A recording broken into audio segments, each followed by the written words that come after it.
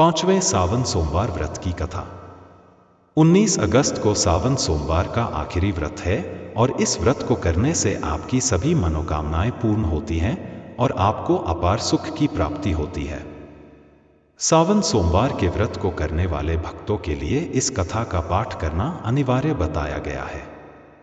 मान्यता है कि सावन सोमवार के व्रत में कथा का पाठ किए बिना व्रत का पूर्ण फल नहीं प्राप्त होता है। मृत्युलोक में भ्रमण करने की इच्छा करके एक समय श्री भूतनाथ भगवान भोलेनाथ माता पार्वती के साथ मृत्युलोक में पधारे। भ्रमण करते करते दोनों विदर्भ देशांतर्गत अमरावती नाम की अति रमणीक नगरी में पहुंचे। अमरावती नगरी स्वर्ग के सदृश सभी प्रकार के सुखों से परिपूर्ण थी। उसमें वहां के महाराज द्वारा बनवाया हुआ अति रमणीक शिवजी का मंदिर भी था। भगवान शंकर भगवती पार्वती के साथ इस मंदिर में निवास करने लगे। एक समय माता पार्वती जी भगवान भोलेनाथ को प्रसन्न देखकर बोली, हे महाराज, आज तो हम दोनों चौसर खेलेंगे। शिवजी ने प्राण प्रिया की बात को मान लिया और चौसर खेलने लगे। उसी समय मंदिर का पुजारी ब्राह्मण मंदिर में पूजा करने आया। माता पार्वती ने पुजारी से प्रश्न किया, पुजारी जी बताओ, इस बाजी में हम दोनों में से किसी जीत होगी? ब्राह्मण बिना विचारे जल्दी से बोल उठा कि महादेव जी की जीत होगी। थोड़ी देर में बाजी समाप्त हो गई और पार्वती जी जीत हुई। पार्वती जी को बहुत गुस्सा आया और ब्राह्मण को झूठ बोलने के अपराध के कारण श्राप देने चली। भोलेनाथ ने पार्वती को बहुत समझाया, लेकिन उन्होंने ब्राह्मण को कोढ़ी होने का शाप दे दिया। कुछ समय बाद पार्वती जी के श्रापवश पुजारी के शरीर में कोढ़ पैदा हो गया। वह बहुत अधिक दुखी रहने लगा। पुजारी को कष्ट भोगते हुए जब बहुत दिन गुजर गए, तब एक दिन देवलोक की अप्सराएं शिवजी की पूजा करने के लिए उस मंदिर में पधारी। पुजारी के कोढ़ के कष्ट को देखकर उन्हें बड़ी दया आई। उन्होंने उससे रोगी होने का कारण पूछा। पुजारी ने निसंकोच सारी बातें बता दी। वे अप्सराएं बोली, हे पुजारी, अब तुम अधिक दुखी मत होना। सावन सोमवार का व्रत भक्ति भाव से करो। पुजारी ने अप्सराओं से व्रत की विधि पूछी। अप्सराओं ने बताया, सोमवार को भक्ति भाव से व्रत करो। साफ वस्त्र पहनो। संध्या व उपासना के बाद आधा सेर गेहूं का आटा लो और उसके 3 भाग कर लो। घी, गुड़, दीप, नैवेद्य, पूंगीफल, बेलपत्र, जनेऊ जोड़ा, चंदन, अक्षत पुष्पादि से प्रदोष काल में भगवान शिव की पूजा करो। उसके बाद 3 भागों में से 1 भाग शिवजी को अर्पण करो। बाकी 2 शिवजी का प्रसाद समझकर उपस्थित लोगों में बांट दो और आप भी प्रसाद समझकर खाओ। इस विधि से 16 सोमवार व्रत रखो। 17वें सोमवार को 5 सेर पवित्र गेहूं के आटे की बाटी बनाओ। उसमें घी और गुड़ मिलाकर चूरमा बनाओ। भगवान भोलेनाथ को भोग लगाकर उपस्थित भक्तों में बांट दो। इसके बाद कुटुंब सहित प्रसाद लो तो शिवजी की कृपा से उसकी सभी मनोकामनाएं पूरी हो जाती हैं। ऐसा कहकर अप्सराएं स्वर्ग को चली गई। ब्राह्मण ने यथाविधि षोडश सोमवार व्रत किया तथा भगवान शिव की कृपा से रोग से मुक्ति पाकर आनंद से रहने लगा। कुछ दिन बाद शिवजी और पार्वती जी उस मंदिर में पुनः पधारे। ब्राह्मण को निरोग देखकर पार्वती जी ने ब्राह्मण से रोग से मुक्त होने का उपाय पूछा। ब्राह्मण ने 16 सोमवार व्रत कथा सुनाई। पार्वती जी बहुत प्रसन्न हुई। ब्राह्मण से व्रत विधि पूछकर स्वयं भी व्रत करने के लिए तैयार हो गई। व्रत करने के बाद उनकी मनोकामना पूरी हुई और उनके रूठे बेटे स्वामी कार्तिकेय स्वयं माता के आज्ञाकारी हुए। कार्तिकेय जी को अपना यह विचार परिवर्तन का रहस्य जानने की इच्छा हुई। वे माता से बोले, हे माता, आपने ऐसा कौन सा उपाय किया जिससे मेरा मन आपकी ओर आकर्षित हो गया? पार्वती जी ने वही षोडश सोमवार व्रत कथा की कथा उनको सुना दी। कार्तिकेय जी कहा, इस व्रत को मैं भी करूंगा, क्योंकि मेरा प्रिय मित्र ब्राह्मण बहुत दुखी दिल से परदेश गया है। मेरी इसमें मिलने की बहुत इच्छा है। कार्तिकेय जी ने भी इस व्रत को किया और उनका प्यारा मित्र मिल गया। मित्र ने इस आकस्मिक मिलन का भेद पूछा तो कार्तिकेय जी बोले, हे मित्र, हमने तुम्हारे मिलने की इच्छा करके 16 सोमवार का व्रत किया था। अब तो ब्राह्मण मित्र को अपने विवाह की बड़ी चिंता हुई। उसने कार्तिकेय जी से व्रत की विधि पूछी और यथाविधि व्रत किया। व्रत के प्रभाव से जब वह किसी कार्य से विदेश गया तो वहां के राजा की लड़की का स्वयंवर था। राजा ने प्रण किया था कि जिस राजकुमार के गले में सब प्रकार से श्रृंगारित हथिनी माला डालेगी, मैं उसी के साथ अपनी प्यारी बेटी का विवाह कर दूंगा।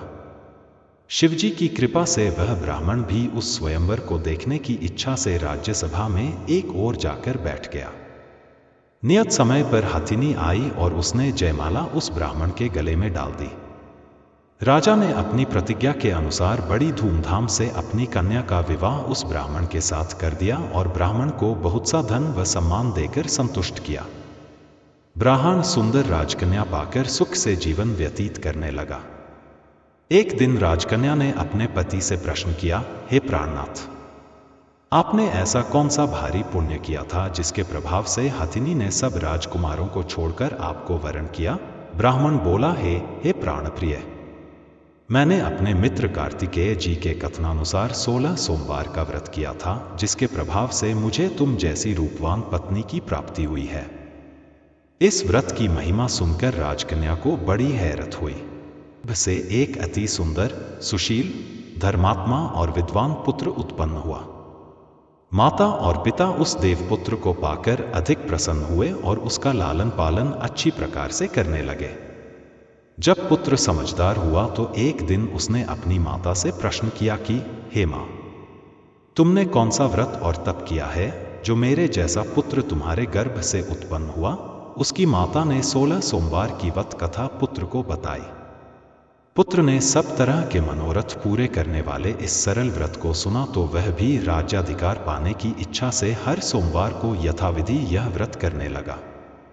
व्रत शुरू करने के बाद एक देश के वृद्ध राजा के दूतों ने आकर उसको राजकन्या के लिए वरण किया। राजा ने अपनी बेटी का विवाह ऐसे सर्वगुण संपन्न ब्राह्मण युवक के साथ करके बड़ा सुख प्राप्त किया। वृद्ध राजा के दिवंगत हो जाने के बाद इसी ब्राह्मण को सिंहासन पर बैठाया गया, क्योंकि दिवंगत राजा का कोई पुत्र नहीं था। राज्य का उत्तराधिकारी होकर भी यह ब्राह्मण पुत्र 16 करता रहा। जब 17वां सोमवार आया तो विप्रपुत्र ने अपनी प्रियतमा से पूजन सामग्री लेकर शिव पूजा के लिए शिवालय में चलने को कहा, परंतु उसकी पत्नी ने उसकी आज्ञा की परवाह न की। दास दासियों द्वारा सब सामग्रियां शिवालय में भिजवा दी, परंतु स्वयं नहीं गई।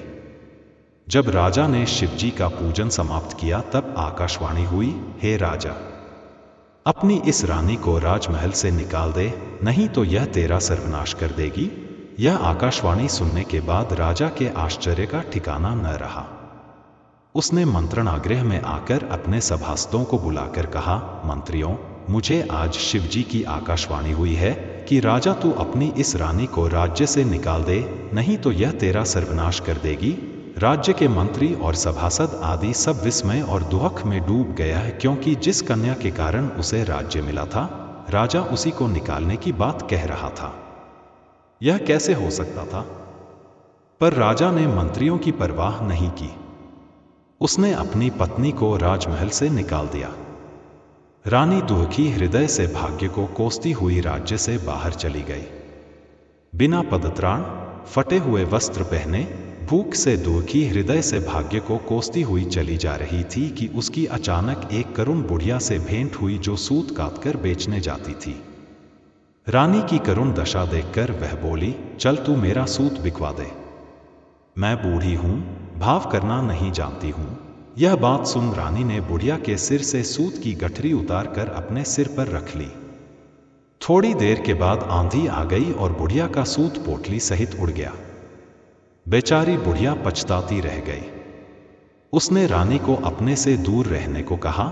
इसके बाद रानी एक तेली के घर गई तो शिवजी के प्रकोप के कारण तेली के सभी मटके उसी क्षण चटक गए।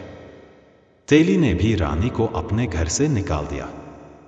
बहुत से दुख उठाती रानी एक नदी के किनारे गई तो नदी का सारा जल सूख गया। उसके पश्चात रानी एक जंगल में गई। वहां सरोवर में पानी पीने गई तो उसके हाथ का स्पर्श होते ही सरोवर का नीलकमल के समान जल असंख्य कीड़ोंमय होकर गंदा हो गया। रानी ने भाग्य पर दोषारोपण करते हुए उस जल को पीकर पेड़ की शीतल छाया में विश्राम करना चाहा, परंतु वह जिस पेड़ के नीचे विश्राम करती उस पेड़ के पत्ते तुरंत टूटकर गिर जाते थे। वन, सरोवर, जलाशय की ऐसी दशा देख गऊ चराते ग्वालों ने अपने गुसाई जी से, जो उस जंगल में स्थित मंदिर में पुजारी थे, उनको यह बात बताई। गुसाई जी के आदेशानुसार ग्वाले रानी को पकड़कर गुसाई जी के पास लाए। रानी की मुख कांति और शरीर शोभा देख गुसाई जी जान गए कि यह अवश्य ही कोई विधि की गति की मारी कुलीन स्त्री है। पुजारी रानी से कहा, पुत्री, मैं तुमको अपनी पुत्री के समान रखूंगा। तुम मेरे आश्रम में आकर रहो। मैं तुम्हें किसी प्रकार का दुख नहीं होने दूंगा।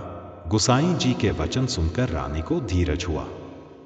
वह आश्रम में रहने लगी। रानी जो भोजन बनाती उसमें कीड़े पड़ जाते, जल भरकर लाती उसमें भी कीड़े पड़ जाते।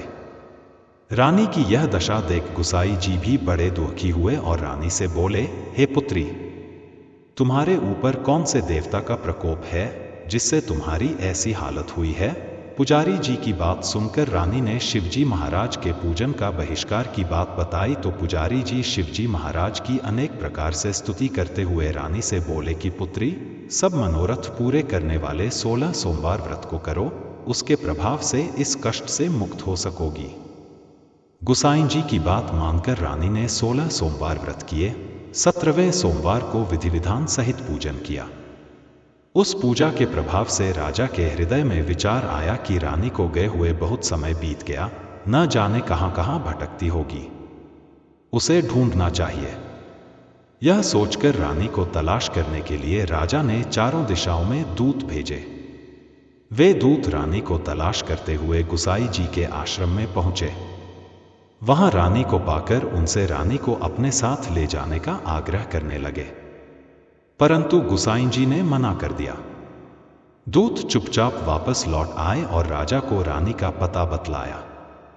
रानी का पता पाकर राजा गुसाई जी के आश्रम में गए और उनसे कहा, महाराज, जो देवी आपके आश्रम में रहती है वह मेरी पत्नी है।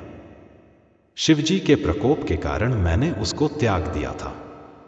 अब मैं भोलेनाथ की कृपा से उसे लेने आया हूं। कृपया मुझे अपनी पत्नी को साथ ले जाने की आज्ञा दें। यह सुनकर गुसाई जी बड़े प्रसन्न हुए। उन्होंने रानी को राजा के साथ जाने की अनुमति दे दी। राजा बड़ी प्रसन्नता से रानी को महल में लेकर आया। सारे राज्य में उत्सव मनाया गया और चारों तरफ प्रसन्नता की लहर दौड़ गई। सारी प्रजा ने अपनी रानी के आने पर खुशियां मनाई। राजा और रानी फिर नियम पूर्वक 16 सोमवार के व्रत का पालन करते हुए बहुत समय तक आनंद पूर्वक भूलोक पर निवास करते रहे। अंत समय में दोनों को मोक्ष, स्वर्ग की प्राप्ति हुई। इस प्रकार जो मनुष्य 16 सोमवार के व्रत को श्रद्धा पूर्वक करता है, उसकी सभी मनोकामनाएं भगवान शिव जी की कृपा से पूर्ण होती हैं और उसे मोक्ष की प्राप्त होती है। बोलो भगवान भोलेनाथ की जय।